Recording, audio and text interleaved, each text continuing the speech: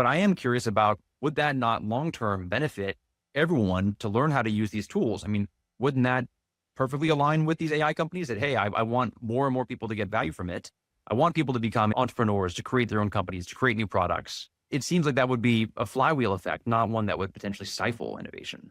I think this argument cuts both ways, but I'd like to hear what your reaction to it is.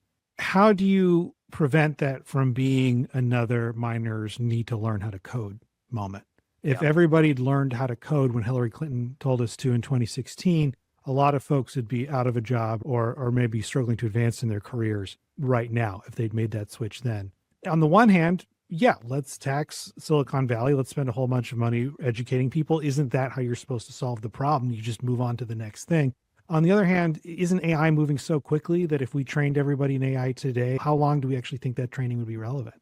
I think that is a perfectly fair question, Kobe. And I do not want to say, oh, like this sounds like a great policy and it's going to work immediately. And the people who are out of job are immediately going to have, new ones. And I'll probably make a lot of enemies by saying the people that become unemployed are really going to be underemployed because they're going to shift to gig work. And we should have reclassification of gig workers and protections on that. That's a very unpopular opinion in some companies in my field. But the thing that I would say on a blanket basis is it better to do that now versus tomorrow? And we don't know. So why not do it today? I think so. What's the harm in making sure we have a social safety net?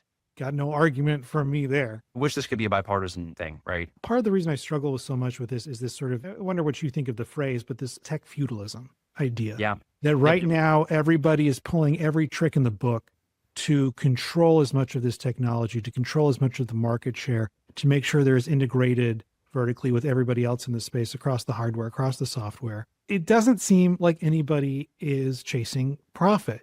Banker Bill, you talked about how people were being judged in their performance reviews on how often they used AI.